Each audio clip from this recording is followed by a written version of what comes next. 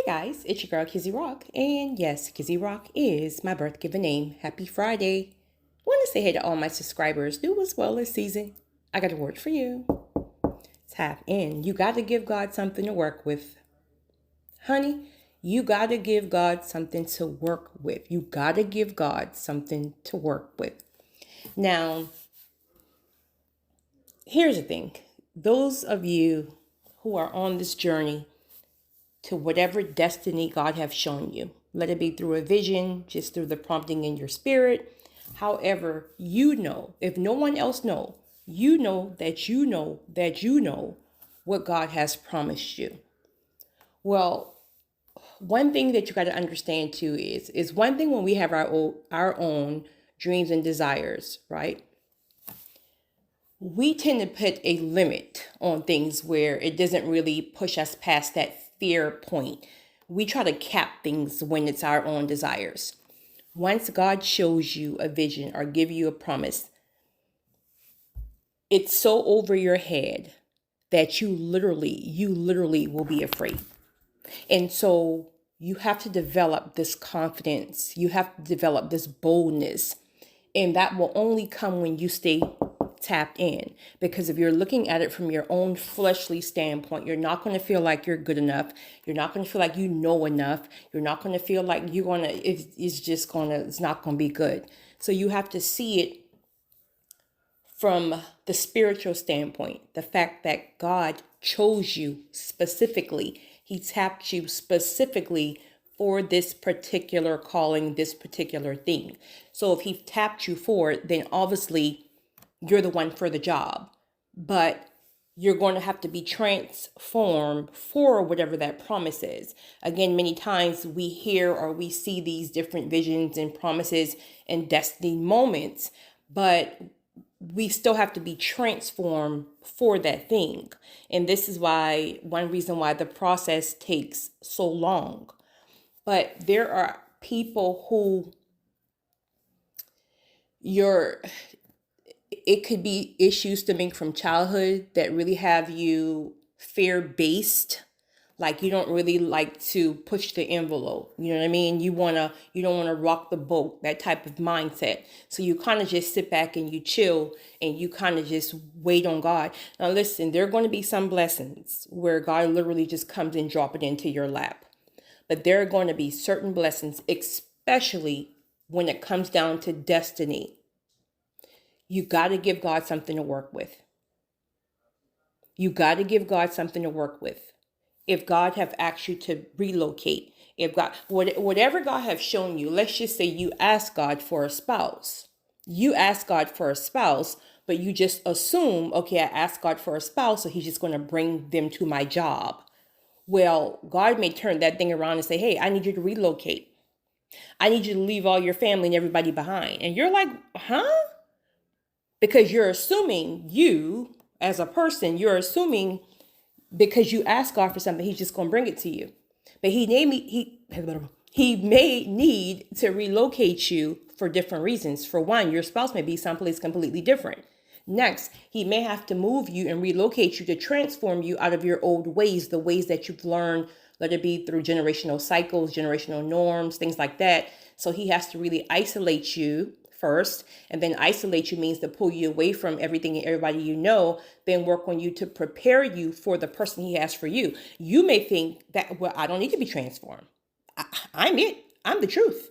It gets no better than me. Well, that's your mindset because you don't even know who the person is that God has for you unless God has revealed that to you. And even if he has revealed that to you, you still don't know what that person needs. So God has to transform you, right? Not to say he don't transform them, but that's between them and God. He has to transform and work on you, especially if you've never even seen that as an example, a healthy, wholesome marriage, right? You're still popping off at the mouth, but now you're mad with God because God you a spouse, and God is like, child, you need a whole transformation up over here, right? And you're trying to figure out, what is taking so long? Where's my spouse you promised me, right? But yet, you're still not disciplined enough to move when God says move. Not speaking relocation now, but just when God says move. Listen, from my personal, speaking about Kizzy here, when it comes down to destiny moments, destiny promises, I've realized that if you don't move, God ain't gonna move. Meaning, when you feel that conviction to do something, regardless if you want to or not, if you don't move on whatever convictions he's given you, he's not gonna move. My problem, right? Because I'm really like one of the bold, like radical, fearless ones. Like, if God says do it, honey, I'm on it. Don't ask me twice. I'm on it. Like, I'm really bold like that in that sense. I think that comes from because I just know that I know that I know when I hear from God. My struggle is getting ahead of God. So I don't have the struggle that what I'm speaking about on this recording about those of you who lag behind God and you're fearful to move. My problem is I move too quick. he'll convict me, right? Rather than me pause to figure out, not convict, he'll instruct me to do something, and well, I guess convict, but I don't take the time to pause and say, okay, when, right? Where, okay, what is my instructions when I get there? Like, I don't take that. Now I do. I've learned my lesson, honey, because let me just tell you, God will go silent on you, right? When you get ahead of him. But and some of you are like that. You just get too ahead of him.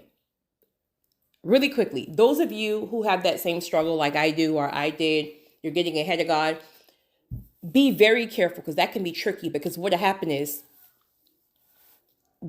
if God goes silent on you because you're leaving him behind and he's just like, listen, you know it, go do your thing.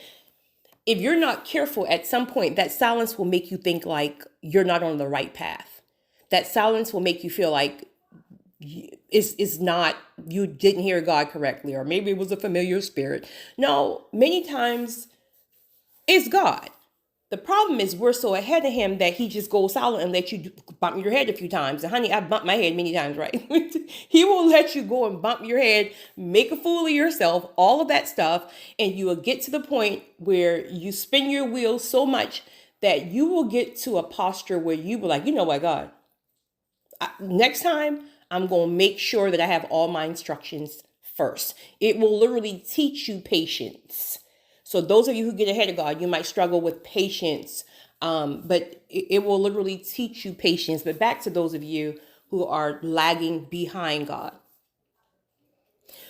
Whatever, and only you know, whatever your instructions were, was it take that course? Was it start the YouTube channel? Was it relocate? Was it start therapy? Was it going intentionally into a healing season? What was the instruction that he gave you?